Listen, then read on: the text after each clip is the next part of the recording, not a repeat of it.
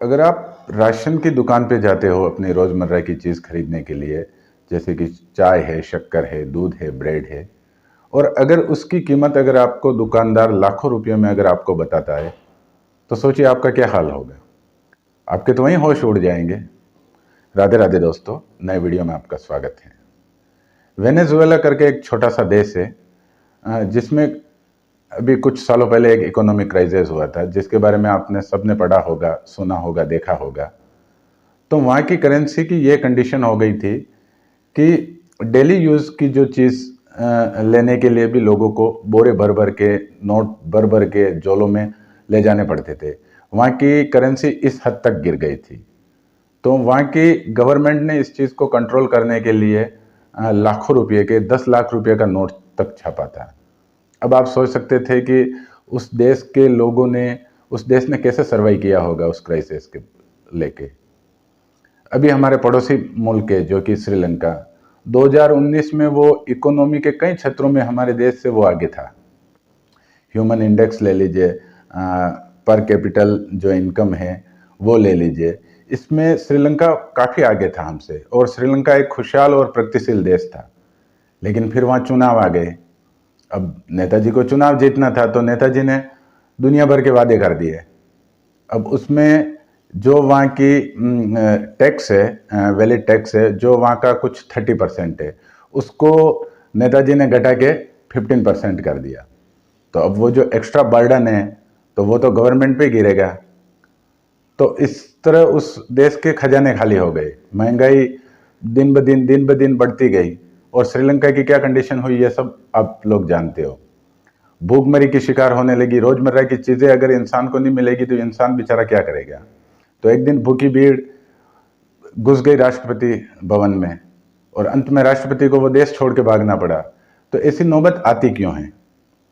तो अब आप ये सोचते होंगे कि मैं ये इन देशों की आपके सामने ये कहानियां बता रहा हूँ, क्यों बता रहा हूँ। तो उसका कुछ कारण है। अभी नज़दीकी चुनाव है हरियाणा में, और अभी वहाँ पे सब पार्टी अपने मैनिफेस्टो में तरह तरह के वादे कर रही है, और जो पूरे भी नहीं हो पाते हैं। अगर पूरा कर पाएंगे तो उससे देश पे, स्टेट पे कितना बर्डन गिरेगा, जो आप सोच भी नहीं सकते हो। तो नेताओं का क्या है, नेता तो वादे करके चले जाते हैं, और बाय द वे अगर वो जीत जाते हैं तो फिर वो वादे पूरे करते हैं। आधे तो पूरे होते ही नहीं है वैसे भी, लेकिन अगर वो करने लग जाए वो वादे पूरे, जो बिजली फ्री, पानी फ्री, ये फ्री, वो फ्री, हम वो रेट कम कर देंगे, हम ये कर देंगे, हम महीने के 2,000 देंगे, कोई बोलता है हम महीने के 5,000 रुपये देंगे। अरे देंगे कहाँ से भाई। आप अपनी जेब से तो खर्च करने से रहे, वो स्टेट का जो खजाना है, जो देश का खजाना है, वो खाली होगा, और फिर वो जो अतिरिक्त जो भार पड़ेगा, तो वो भार वसूलो करेंगे कहाँ से। तो वो तो सब आप जनता के ऊपर ही डालोगे ना। महंगाई बढ़ेगी, लोगों के टैक्स बढ़ेंगे, लोग भी जो रोजमर्रा की चीजें वो खरीदने में सक्षम नहीं हो पाएंगे। तो फिर ये जो बर्डन गिरेगा उसमें गवर्नमेंट की क्या हालत होगी। किसी भी राज्य की है, किसी भी देश की है, अगर उसकी कुछ ग्रोथ होता है, डेवलपमेंट होता है, तो इसमें इकोनॉमी का बहुत बड़ा हाथ होता है। लेकिन आप ये तरह तरह के लोग लुभावने वादे करके आप लोगों को गुमराह कर रहे हो। ऐसा क्यों करते हो। आप ऐसा मत कीजिए।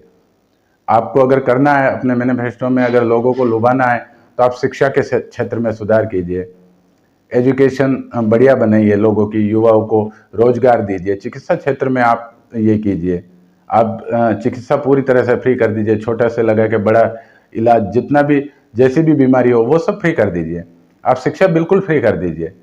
तो ये कीजिए, आम आदमी को इसकी ज़रूरत है। आम आदमी को आप ये फ्री फ्री फ्री के चक्कर में आप आम आदमी को गुमराह मत कीजिए। इससे लोगों में गलत संदेश जाता है। लोगों को क्या है फिर कि यार नेताजी ने ये कर दिया, वो कर दिया, ठीक है, हमें ये भी फ्री मिल रहा है, गेहूँ फ्री मिल रहा है, राशन फ्री मिल रहा है, वो फ्री मिल रहा है, बिजली फ्री मिल रहा है। तो इंसान आलसी हो जाएगा, इंसान काम करना ही नहीं चाहेगा, क्योंकि उसको सब फ्री में मिल रहा है ना। फ्री में मिलने वाला इंसान फिर क्यों मेहनत करेगा। तो आप ये ऐसे लुभावने वादे बंद कर दीजिए। दिल्ली की कंडीशन आपको पता है, इंफ्रास्ट्रक्चर के नाम पे कुछ भी नहीं हुआ है दिल्ली में। और मैं तो ये सोच सोच के हैरान हूँ कि दिल्ली जैसा कैपिटल है, जो हमारे इंडिया की कैपिटल है, जहाँ पे काफ़ी समृद्ध, काफ़ी बुद्धिजीवी, काफ़ी एजुकेटेड लोग वहाँ पे रहते हैं, और वो भी ऐसे लोग लुभावने वादों में आ जाते हैं, बिजली फ्री, पानी फ्री, ये फ्री, वो फ्री, और फ्री के चक्कर में वो वोट देते हैं और ऐसी सरकारें चुन लेते हैं जिससे फिर उसका खामियाजा पूरे देश को और हमको भुगतना पड़ता है। अभी आपको पता है कि दिल्ली की कंडीशन इस बारिश में, गई बारिश में क्या हुआ थी, अभी बारिश में तालाब बन गई थी सड़कें, ट्रैफिक जाम हो रहा है, ये हो रहा है, वो हो रहा है। तो आप यार ऐसा मत कीजिए, आप अपने वोट बैंक की राजनीति के चक्कर में आप लोग लुभावने वादे मत कीजिए। आप अपने मैनिफेस्टो में वो चीज़ रखिए जो जेन्युइन चीज़ है, जो लोगों को एक्चुअल में, जिस चीज़ की लोगों को ज़रूरत है, आप ऐसा मत कीजिए। बाकी इस वोट बैंक की राजनीति के चक्कर में और इस रेवड़ियाँ बांटने के चक्कर में कई देश बर्बाद हो गए हैं। तो आप ऐसा लोगों को, आप ऐसी लत लगाते ही क्यों हो कि आपको मतलब कि लोगों को ये मतलब लालच देते हो आप। ये बंद कर दीजिए, ये बिल्कुल ही बंद कर दीजिए आप। ठीक है, आप चुनाव जीतिए, आपके देश में हजारों मुद्दे हैं यार, रोजगार है, आज बेटियों की शिक्षा पे आप मुद्दा बनाइए, रोजगार का मुद्दा बढ़ाइए, देश में जो हो रही है ये बलात्कार जैसी घटनाएं हो रही है, तो उन चीज़ों को आप लाइए, उन चीज़ों से निपटने की आप कोशिश कीजिए। ये फ्री का बांटने का आप बिल्कुल बंद कर दीजिए।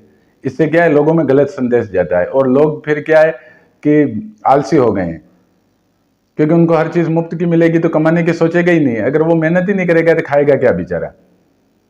तो ये मत कीजिए प्लीज़, आपसे रिक्वेस्ट है। और वीडियो अगर अच्छा लगे आपको तो आप लाइक कीजिए, सब्सक्राइब कीजिए और कमेंट कीजिए। प्लीज़ कमेंट की आपकी बहुत आवश्यकता है, ताकि ऐसे ही वीडियो लेके मैं आपके बीच में आता रहूं। राधे राधे।